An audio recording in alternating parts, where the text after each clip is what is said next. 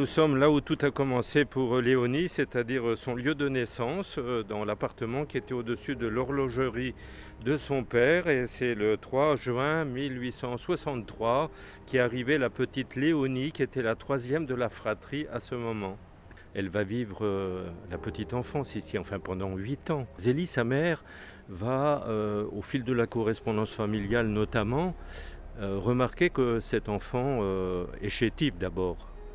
Dès les premiers mois de sa vie, il y a des difficultés.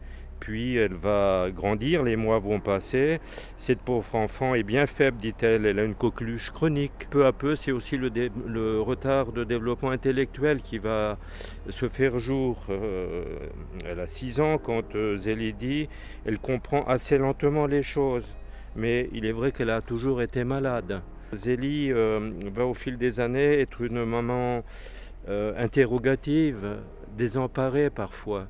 Je ne puis analyser son caractère. La rue du Pont-Neuf, c'est un lieu familial où elle est assurément entourée de tendresse, parce que la tendresse, c'est une base dans la relation entre les parents et les enfants dans la famille Martin. C'est le lieu où elle va vivre aussi un certain nombre d'arrachements. Elle va voir ici la mort de ses 2 petits frères. Joseph, elle a 4 ans.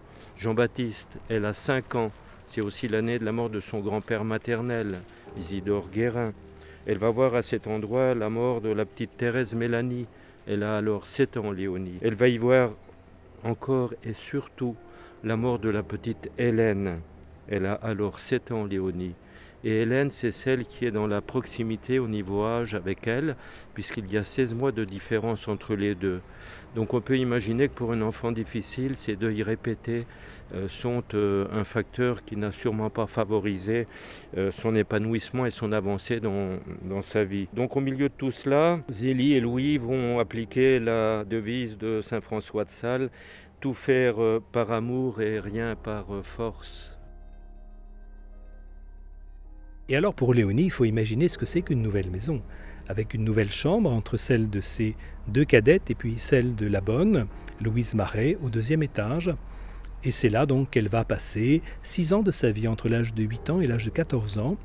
Des années assez décisives, à la fois douloureuses dans la dynamique même, malheureusement, commencée rue du Pont-Neuf avec toutes les difficultés auxquelles elle se confronte, ses maladresses par exemple.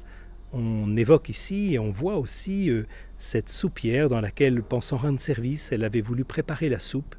Et puis par inattention, elle avait oublié qu'il y avait le torchon que la bonne avait laissé dedans parce qu'elle est en train de finir de faire la vaisselle. Et la pauvre Léonie, comme on l'appelait à l'époque, avait mis le pain et par-dessus le pain, elle a mis la soupe. Et quand la petite famille a voulu se servir le soir, ils ont dit « mais il y a quelque chose qui résiste » au fond de la soupière, et c'était Léonie qui avait tout simplement oublié de retirer le torchon. Ça montre, vous voyez, au quotidien, cette dimension un petit peu gaffeuse qui accompagnait malheureusement le quotidien de sa vie. C'est aussi dans cette maison un deuxième aspect, c'est l'expérience qui a été tentée pour Léonie de partir en pension, comme les 2 grandes, comme Marie et comme Pauline.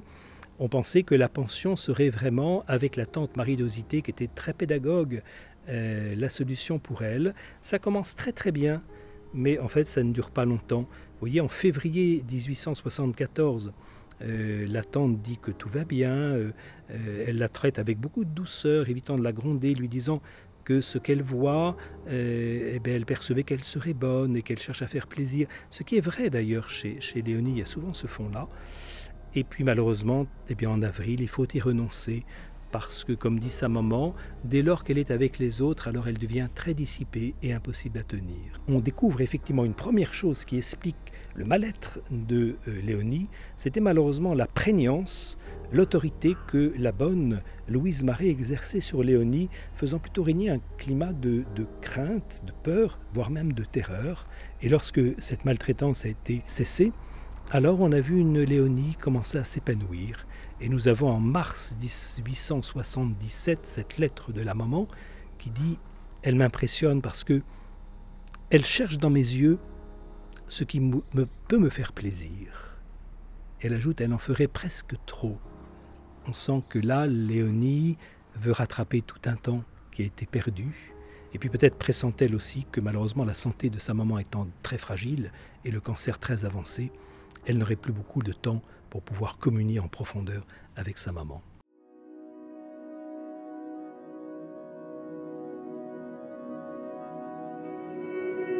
C'est dans cette église Saint-Pierre de Montsort à Alençon que Léonie a été baptisée.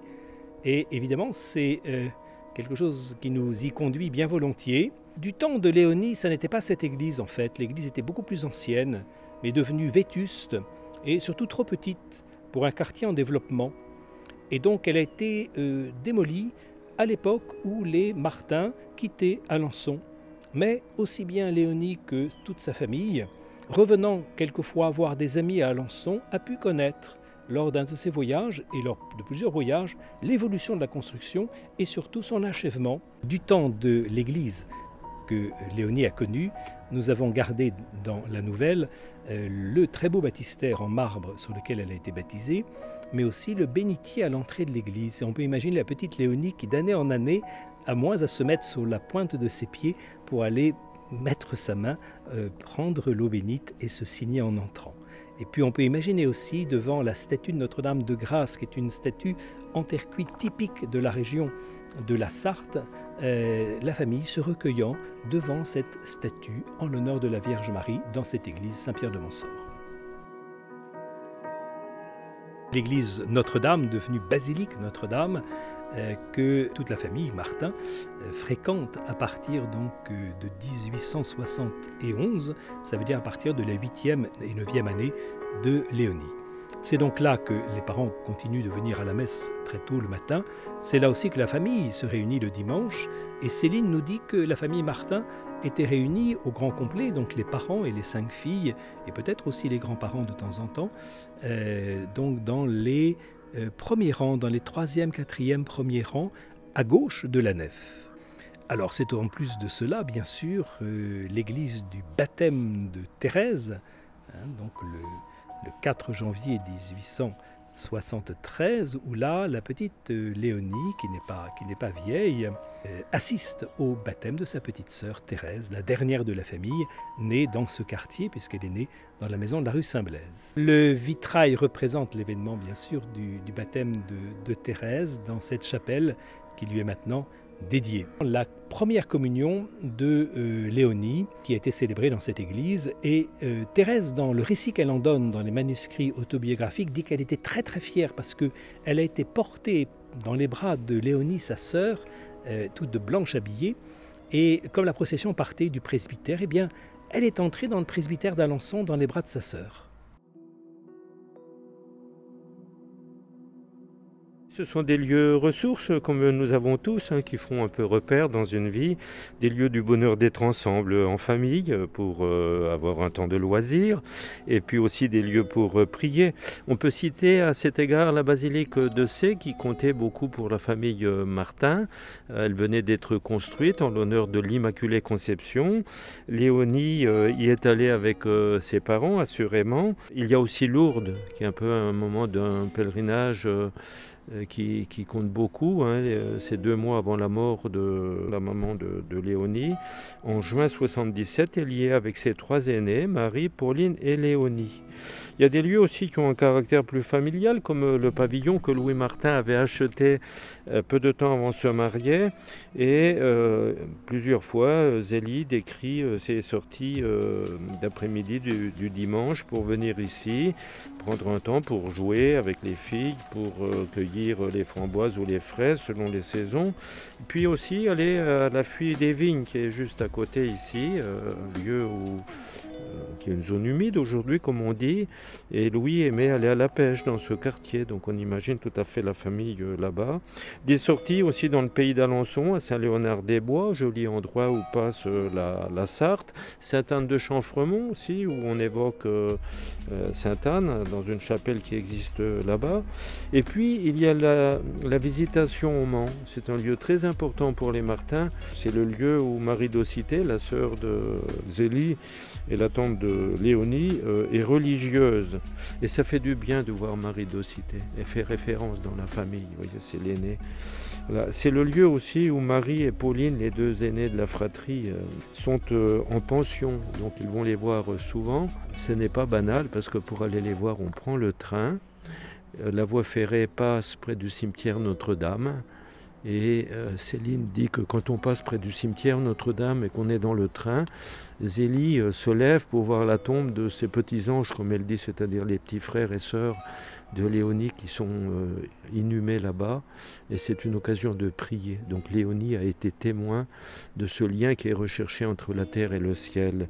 Et donc Léonie est tellement dans la ferveur de ce lien entre la terre et le ciel, qu'un mois avant le décès de sa tante, elle lui fait une commission pour le ciel.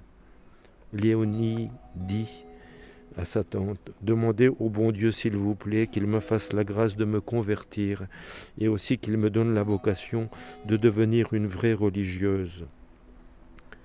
Je veux être une religieuse tout à fait bonne et enfin être une sainte. » Léonie a 13 ans.